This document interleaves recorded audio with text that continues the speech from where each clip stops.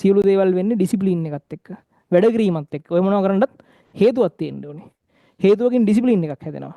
Discipline එකකින් මේ වැඩ ටික කරගෙන යන්න පුළුවන් වෙනවා. ඉතින් ඔය කොච්චර කිව්වත් ඩිසිප්ලින් එකක් හැදීම ගැන චුට්ටක් කතා කරන්න. ඩිසිප්ලින් එකක් හදන්න ඩිසිප්ලින් එක කියන්නේ පිළිවෙලක් හදන්න දැන් ඔය කොච්චර කිව්වත් කොල්ලන්ට එහෙම හරිය අමාරුයිනේ මේක කරන්න. දැන් මම කොච්චර කිව්වත් මේ මොන ගැම්ම ගත්තත් තව දවස් දෙකක් යද්දි ආයෙ සරයක් කොහේ ෆෝන් එකට පොඩ්ඩක් කොට ඉන්න බලනවා, TikTok පැත්තකට යන්න බලනවා. ඊට පස්සේ Facebook හරි මොකයි සෝෂල් මීඩියා ප්‍රශ්නයක් එනවා. නැත්තම් ඒ මොකුත් නැතුව සමහර ළමයි නිකන් ඔහේ ඉන්නවා, ඔහේ ඇල්මරිලා ඉන්නවා, නිින්ද යනවා, අරවයි මේවයි එහෙම වෙනවා. ඉතින් ඔය කියන කතන්දර වෙනස් වෙන්නේ ඔය ඩිසිප්ලින් එකක් හදන එකකින්. ඩිසිප්ලින් එකක් හදන්නත් අමාරුයි. ඩිසිප්ලින් එකක් හදන්න විදි දෙකක් තියෙනවා. හරිද? මිනිස්සු ඩිසිප්ලින් හදන්න ඔයා මෙච්චර කාලයක් උත්සාහ කරපු විදියයි තව විදියකුයි විදි දෙකක් තියෙනවා. පළවෙනි එක තමයි මේ අර අවුට්කම් බේස්ඩ් කියලා විදිහක් තියෙනවා. ඒ කියන්නේ ඔයා ඩිසිප්ලින් එක හදන්නේ ප්‍රතිඵලය මත බලාගෙන. ඒ කියන්නේ මෙඩිසින් යන්න, ඉංජිනේරින් යන්න තමයි වගේ ටාගට් එක. ඒක මත ඔයා ඩිසිප්ලින් එක හදනවා. දෙවෙනි එක අයිඩෙන්ටිටි බේස්ඩ් කියලා එකක් තියෙනවා. මේක හරි වැදගත් දෙයක්. මේ වෙනකන් ඔයාලා හැමදාම මොන හරි දෙයක් කරන්න උත්සාහ කරලා තියෙන්නේ මේක මමත් ජීවිතේ පසුකාලීනව ඉගෙන ගත්ත දෙයක්. ඒකෙන් පස්සේ මට සෑහෙන දෙයක් වෙනසක් කරගන්න පුළුවන් වුණා. හරිද? මිනිස්සු අපේ ලෝකෙ මිනිස්සු උත්සාහ කරන්නේ සහ හැම වෙලාවෙම උත්සාහ කරන්නේ මෙන්න මෙතෙන්ට යන්න. අවුට්කම් බේස්ඩ් විදියට තමයි වැඩ කරන්න යන්නේ. ඒ කියන්නේ ඔයාට මේ රිසල්ට් එක ලැබෙන හින්දා ඔයා වැඩ කරනවා. ඔයාට මේ රිසල්ට් එක ලැබෙන හින්දා වැඩ කරනවා. ඒ කියන්නේ ඔයාට ඒකක් එනකන් වැඩ කරනවා. B එකක් එනකන් මෙඩිසින් යනකන් වැඩ කරනවා. ඉංජිනේරින් යනකන් වැඩ කරනවා. මෙච්චර කාලයක් වැඩ කරපු ළමයි වුණත් වැඩ කරේ අවුට්කම් බේස්ඩ් ඇත්තටම. ඒ කියන්නේ ඒක වෙනුවෙන් වැඩ කරා. ඒක වෙනුවෙන් වැඩ කරා. මේ අයිඩෙන්ටිටි බේස්ඩ් කියන එක ඇවිල්ලා හැදුවා. හරිද?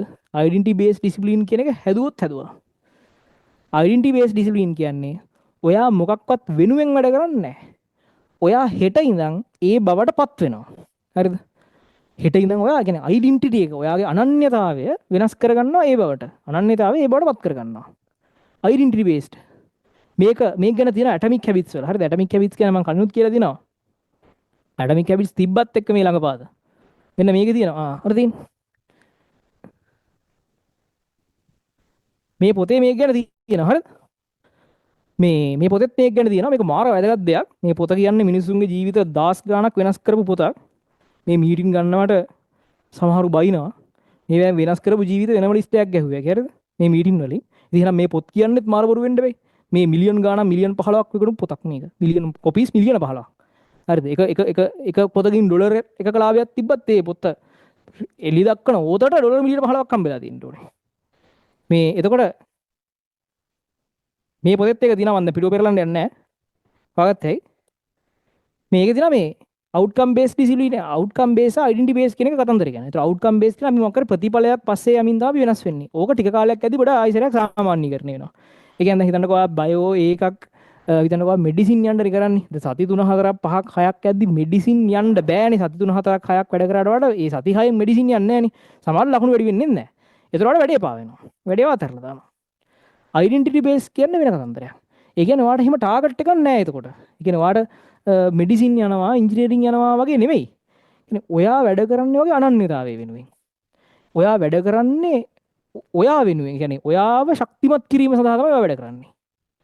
ඒ කියන්නේ උදාහරණයක් විදියට මේකේ උදාහරණයක් තියෙනවා. හිතන්න මිනිස්සෙක් දුවන තරඟයක් සඳහා ප්‍රැක්ටිස් වෙනවා කියලා. එක මිනිස්සෙක් ප්‍රැක්ටිස් වෙනවා මම මේ තරගෙන් ජයග්‍රහණය කරනවා කියලා මේ විදිහට අවුට්කම් බේස්ඩ් වැඩ කරනවා.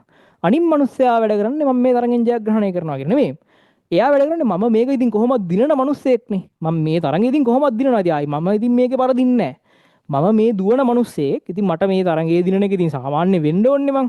ඒ නිසා මගේ දිනපතා චර්යාවේ මං දුවන මිනිස්සෙක් විදියට මං දුවන එක ප්‍රැක්ටිස් කරන මිනිස්සෙක් විදියට මගේ දිනපතා චර්යාව සියල්ල වෙනස් විය යුතුයි. ඒ දෙක සම්පූර්ණයෙන් දෙකක්.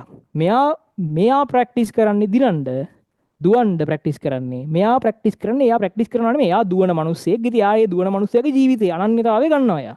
දුවන මිනිස්සෙක් වුණා හැමදාම ප්‍රැක්ටිස් කරන්න ඕනේ. ඉතින් එයාගේ සාමාන්‍ය ජීවිතේ ප්‍රතිඵලයක් විදිහට එයාට ප්‍රතිඵලය හම්බ වෙනවා. සාමාන්‍යයෙන් ගොඩක් වෙලාවට අර හොඳම ලෙවල් එකේ টොප් ලෙවල් රිසල්ට් දාන ළමයි වැඩ කරන්නේ මේ විදිහට. මම ඒක හොඳට දැකලා තියෙනවා. ඒ කියන්නේ සාමාන්‍යයෙන් ඔය අයිලන්ඩ් හොඳම රෑන්ක්ස් ගත්තොත් එහෙම ඒ ළමයි වැඩ කරන්නේ අයිලන්ඩ් රෑන්ක් එක වෙනවා කියලා නෙමෙයි. සාමාන්‍යයෙන් එයා නෝමලි වැඩ කරනවා. හැම වෙලාවෙම හොඳට කියන්නේ නෝමලි වැඩ කරනවා. මම වැඩ කරන මිනිස්සෙක් නේ.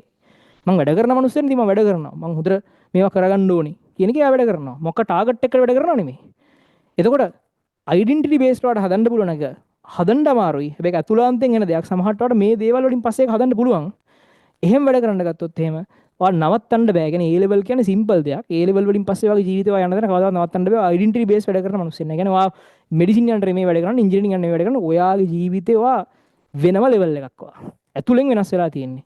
ඒතර මේක එළියෙන් ඇතුළට වෙන එකක්. ඒ කියන්නේ ප්‍රතිඵලය දිහා බලලා වෙනස් වේගෙන ඇතුළට එන එකක්. මේක ඇතුලෙන් වෙනස් වෙලා ඒක හරහා ප්‍රතිඵලයට යන එකක් මේක. ඇතුලෙන් වෙනස් වෙනවා ඒක හරහා ප්‍රතිඵලයට යනවා. මේක ප්‍රතිඵලය ඕන නිසා ඇතුළට එනවා. ඒ දෙක දෙකක්. ඒ නිසා ඒක ගැන චුට්ටක් හිතන්න. හරිද?